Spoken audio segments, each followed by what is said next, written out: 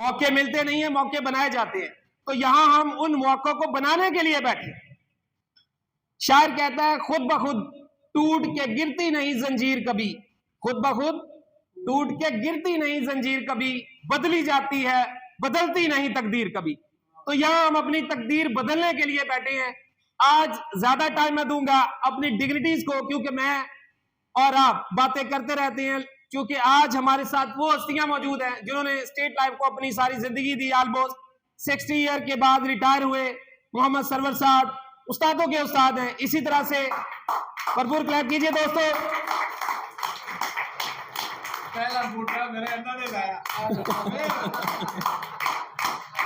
दोस्तों, हर कामयाबी की एक कीमत होती है, तो बगैर मंजिल के तयन के हम कोई सफर शुरू नहीं करते। अगर कोई शख्स कहीं पर जाना चाहता है और वो बस स्टैंड पे खड़ा है और चौराहा है वहां पर, तो वो कहां जाएगा? अगर उसको अपनी मंजिल का तयन नहीं होगा तो वहीं भटकता फिरेगा। तो यहां पर हम बैठे हैं अपनी मंजिल का तयन करने के लिए, क्योंकि इंश्योरेंस और सेल्स की दुनिया में दिसंबर का महीना बहुत ही इंपॉर्टेंट होता है। और इसके ऊपर तफसीली बात करेंगे हमारे ट्रेनर उस्तादों के उस्ताद मोहम्मद सरवर साहब। तो आपकी भरपूर क्लैपिंग में मोहम्मद सरवर साहब।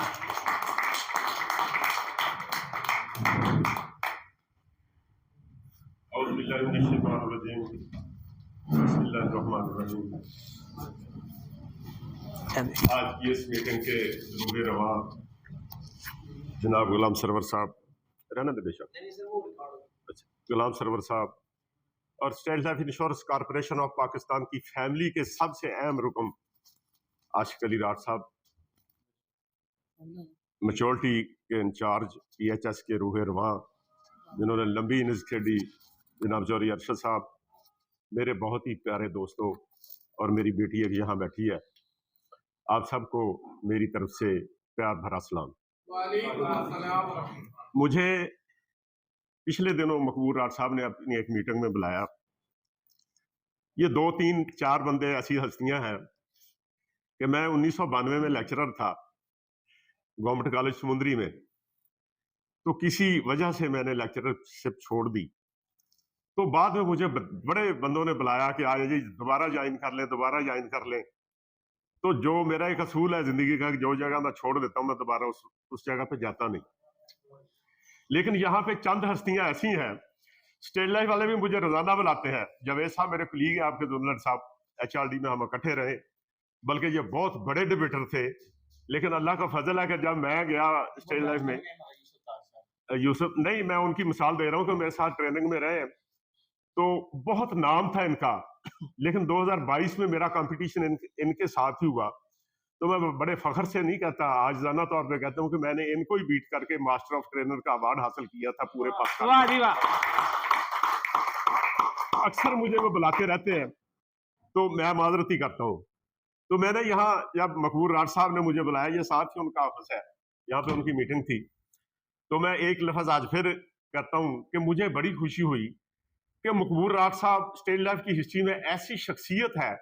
जब मैंने स्टेट लाइफ ज्वाइन की थी तो इनका तोती बोलता था, ये एरिया मैनेजर हुआ करते थे सरवर साहब। तो जब इनका नाम आता था तो यकीन जाने कि 15-15 मिनट लोग खड़े होकर क्लैपिंग करते रहते थे मकबूल राठ के लिए। और मुझे ही ये एजाज हासिल है कि उनकी फैमिली को मैं खिताब कर रहा हूँ, उनकी टीम को मैं खिताब कर रहा हूँ। और अगली हस्ती जो आपके पास यहाँ पे मौजूद है, सरवर साहब जरा मेरे पास आए। HRD कि जब हमारी TOT होती है, ये उसका मुखफ़्फ़ है कि ट्रेनिंग ऑफ ट्रेनीज। बाहर से हमारी कॉर्पोरेशन बंदे बुलाती है हमको सिखाने के लिए, और बाद में फिर हमारा कंपटीशन आपस में होता है कि कौन फर्स्ट आता है, किसकी वर्डिंग अच्छी है, बॉडी लैंग्वेज किसकी अच्छी है, कौन अच्छा बोलता है। तो हमारे DH साहब जब बैठते हैं ना, कहते हैं अगर किसी को कोई बात नहीं आती तो यार फैसलाबाद वाले सर्वर को सुन लिया करो। इससे बड़ी बात कुछ नहीं हो सकती कि हमारे DH साहब ये कहते हैं कि यार जब मैं जाता हूं तो मुझे वो पूछते हैं कि यार आपका जो नेम फेलो सर्वर है उसका क्या हाल है। ये जानते भी नहीं उनको। क्यों जी, आप जानते हैं सज्जद साहब को? नहीं सर, कभी नाम भी, लेकिन इनका YouTube चैनल है, दुनिया वर्ल्ड जो स्टेट लाइफ है वो इनसे सीखती है। तो मेरे लिए ये भी एजाज है कि मैं इनकी टीम को खिताब कर रहा हूँ। सत्य शरीफ रखे। अगली बात की, मेडिकल साइंस ये कहती है कि जब बंदा सुबह उठ के एक मरतबा मुस्कुरा लेता है तो 24 घंटों के लिए उसका इम्यूनिटी सिस्टम इतना बहाल हो जाता है कि उसको दिल की बीमारियों का आर्जे से वो महफूज रहते हैं। जरा थोड़ा सा मुस्कुरा ले। अच्छा, एक बात जो रह गई, अल्लाह के नबी का फरमान है कि मेरी उम्मत का कोई ऐसा शख्स जिसके बाल सफेद हो तो उसका फरिश्ते भी हया करते हैं। एक बारिश बंदा बैठा है बाल सफेदों वाला, उनके लिए भी क्लैपिंग की हूं कि अल्लाह तबारक व तआला ने जब दुनिया को बनाया तो क्या कहा था जी? कुन, और साथ ही क्या हो गया? फयाकुन। और अल्लाह तबारक व तआला के लिए कोई मुश्किल है किसी चीज को बनाना? कि जब वो इरादा कर लेते हैं और जब उन्होंने कुन किया और फयाकुन हो गया तो फिर सारी आलम अरवाह को इकट्ठा करके क्या कहा कि अलस्तु बिरब्बिकुम, क्या मैं तुम्हारा रब हूं? तो हमने क्या अर्ज किया कि कालू बला, हाँ हाँ हाँ हाँ आप हमारे रब हैं। लेकिन जब अल्लाह तबारक व तआला ने इल्म को नाजिल किया तो फिर कौन नहीं कहा? फिर क्या कहा? इकरा बिस्मि रब्बिकल लज़ी खलक, पढ़ अपने रब का नाम लेकर जिसने तुझे पैदा किया। और अल्लाह के नबी क्या कहते हैं? क्या ना बकारी हूं, मैं पढ़ नहीं सकता। तो फिर मुकद्दस फरिश्ता आता है जो उनको ऐसे भींचता है तो अल्लाह के नबी की गिरें खुल जाती है और पढ़ना शुरू कर देते हैं। नुक्ता ये समझाना चाहता हूं कि अल्लाह तबारक व तआला ऐसा नहीं कर सकता था कि सारे का सारा इल्म नबी पाक में कन्वर्ट हो जाता कुन कह के। लेकिन कभी आपने सोचा कि ऐसा क्यों हुआ? अहमद रदीम कासमी कहता है कि मैं गुल को देख के तखलीके गुल की सोचता हूं, गुलों को देखते रहना तो कोई बात नहीं। वाह, मैंने सोचना है कि ऐसा क्यों किया। ऐसा इसलिए किया कि इल्म की अहमियत को उजागर करना था कि अल्लाह के नबी ने डायरेक्ट इल्म अल्लाह तबारक व तआला से सीखा, जानू तलम्मुस तय किया कि वही आ रही है, जा रही है, आ रही है, जा रही है, ये कायनात अभी ना तमाम है शायद कि आ रही है तमाम सदाए कुन फयकुन। ये सारा सिलसिला चल रहा है। और अगली बात कुरान ये कहता है कि क्या जानने वाला और ना जानने वाले बराबर है? आप स्टेज लाइफ के बंदे हैं सारे, जब सीख के जाएंगे, पढ़ लिख के जाएंगे। आपने जितना जितना बिजनेस किया मैंने नहीं करवाया, आपने खुद किया, पहले भी अच्छे हैं। सरवर साहब एक पूरा मदरसा है, एक पूरा मुकातबे फिक्र है। जब कभी कभी मैं घर बैठा ये खोलता हूं तो ये सामने आते हैं ना इंश्योरेंस की दुनिया में खुश आमदीद। तो एक इनका अपना छूता स्टाइल होता है बड़ा खूबसूरत, और बड़े बड़े ट्रेनर को वो बातें नहीं आती जो इनको आती है। लेकिन आपने जब स्टेज लाइफ में कदम रखा है तो सीखना यह है कि स्टेज लाइफ है क्या जी? किसको कहते हैं स्टेज लाइफ? मैं बता देता हूं कि दूसरे महकमों की तरह एक महकमा है, मालियाती अदारा है, कोई बड़ी बात नहीं है। हमारे उस्ताद मोहतरम ये बात कहा करते हैं कि डेली एक सफा सीखो। एक सफा नहीं सीख सकते तो एक पैरा सीखो, एक पैरा नहीं सीख सकते तो एक लाइन सीख लो, अगर एक लाइन भी नहीं सीख सकते तो एक लफ्ज सीख लो। डेली आप सर्च करते हैं इस पे? अगर नहीं करते तो किया करें। कि स्टेज लाइफ के बारे में अगर कोई बंदा पूछे कि what do you mean by stage life, तो भाई स्टेज लाइफ भी एक अदारा है, बीमा जिंदगी का अदारा है कि कैसे स्टेज लाइफ चल रही है, कैसे कर रही है। आपको बाहर मार्केटिंग में सारा सिलसिला हो कि हमारा मालियाती अदारा है जो under the ministry of commerce काम करता है। यहाँ पे दो बातें आती है सरवर साहब जी, कि अगर मालियाती अदारा है तो हम फाइनेंस के अंडर काम क्यों नहीं करते, कॉमर्स के अंडर काम क्यों करते हैं? ये भी आपको ये समझा देंगे, ये एंड पे मैं समझाऊंगा आपको। अगला है कि स्टेज लाइफ रन कैसे करती है। मैंने दो चार बातें करनी है, सारी बातें आपको आती है और आपकी ग्रामर मैंने थोड़ी सी सीधी करनी है। नासिर काजमी कहता है कि शेर तो मीर के होते हैं नासिर, लफ्ज कुछ अदल बदल करता हूं। आपको सारा ही कुछ आता है लेकिन मैंने थोड़ी सी ग्रामर आपको ट्रैक पे चढ़ा देना है। अगला स्टेप हमारा आता है कि what do you mean by बीमा। बीमा किसे कहते हैं? आपके ज़हन में क्या बात आती है कि बीमा क्या होता है जी? इनकी बड़ी इस पे थोड़े थोड़े वीलाग है कि बीमा ये है, लेकिन आपने इसके माखज को समझना है। मेरे पास एक स्वीपर था जी, उसका नाम था शबेल। मैं अक्सर ये बात किया करता हूं और मैंने जैसे कह दिया ना कि मैं गुल को देख के तखलीके गुल की सूता, मैं जुस्तजू थोड़ा सा ट्रेनर को जहां से भी कोई चीज मिले वो पिक करता है उसको। मैंने उससे पूछा कि शबेल तेरा नाम का मतलब क्या है? क्रिश्चियन था वो कहने लगा जी मुझे तो नहीं पता। मैंने कहा नाम किसने रखा था? कहने लगा जी अबू ने रखा था। अबू ने नाम के मीनिंग्स का नहीं पता करा। तो वो बच्चा क्या करता है? टोटली अनपढ़ है, टोटली जाहल है, स्वीपिंग करता है। जरा बात सुने जी, उसको बिठा दे। स्वीपर है, अगर पढ़ा लिखा होता तो कहीं और चला जाता। अपनी लैंग्वेज में तो कहता है कि सारे मसला ही कोई नहीं, होने गूगल कर लेने। कभी आपने गूगल किया है कि जिस अदारे का मैं रिस्क खा रहा हूं, जिस अदारे के टीप टॉप है मेरे अंदर, मैंने कभी सोचा कि बीमा है क्या? कभी इस पे थोड़ी थोड़ी सर्च किया करें। हम बीमे को जैसे लेते हैं कि बीमा, दो जुबानों वाले कहते हैं कि हमारा लफ्ज है, पर्शियन वाले कहते हैं जी हमारा है, अरबी वाले कहते हैं कि हमारा है, या पर्शियन का तर्जमा मैं करता हूं तो वो कहते हैं कि जी किसी चीज को पट्टे पे देना, लीज पे देना, तय बाजारी ठेके पे दे देना। हम अपनी जिंदगी को कुछ पैसों के लिए, कुछ मुद्दत के लिए लीज पे दे देते हैं, ये चलते चलते बीमे की शक्ल बन गया। अरबी वाले कहते हैं कि ये बीम से निकला है, जैसे सर के ऊपर छत आ जाती है, जैसे बीमा हो जाता तो हम कहते हैं कि हम महफूज हो गए। हम इसका तो लफ्ज क्या निकालते हैं कि आप घर से निकलते हैं तो आपकी गाड़ी को एक मोटर बाइक वाला ओवरटेक करता है, आगे जाके वो किसी कोस्टर को ओवरटेक करता है, आगे जाके बड़ी बस को ओवरटेक जब करता है तो बस वाला शीशा खोल के कहता है उल्लू दे पठिया तू बीमा कराया, तेन जान दी नहीं लोड़। कहता है ऐसे के लिए बिल्कुल। हम तो बीमे को ऐसे ही समझते हैं ना कि यार इसने बीमा करवा लिया, इसको जान की जरूरत नहीं है।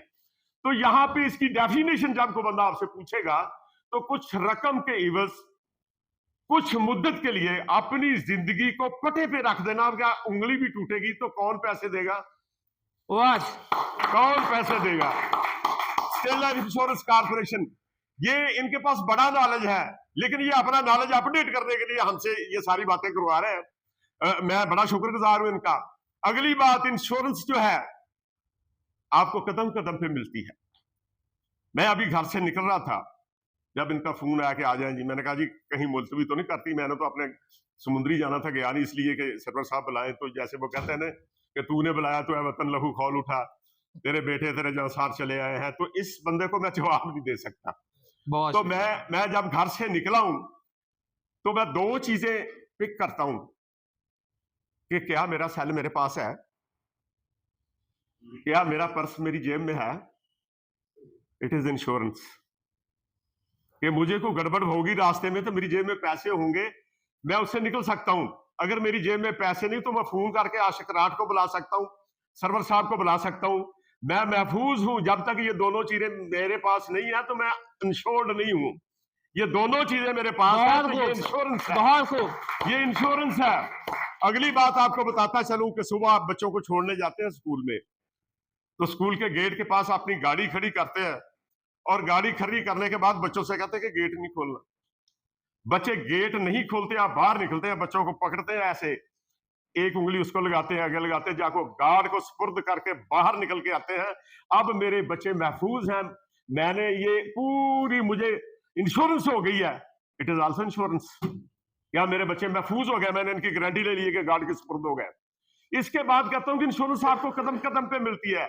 यहां आपने उतरना है जीने से नीचे तो पहला पांव रखना, तो दूसरा पांव जो है आपने देखना है कि आज जमीन हमवार है, मैं गिर तो नहीं जाऊंगा। जब तक आपका दिल दिमाग तसल्ली में नहीं होते कि मैं गिरता नहीं, तो पांव ऐसे रखते हैं।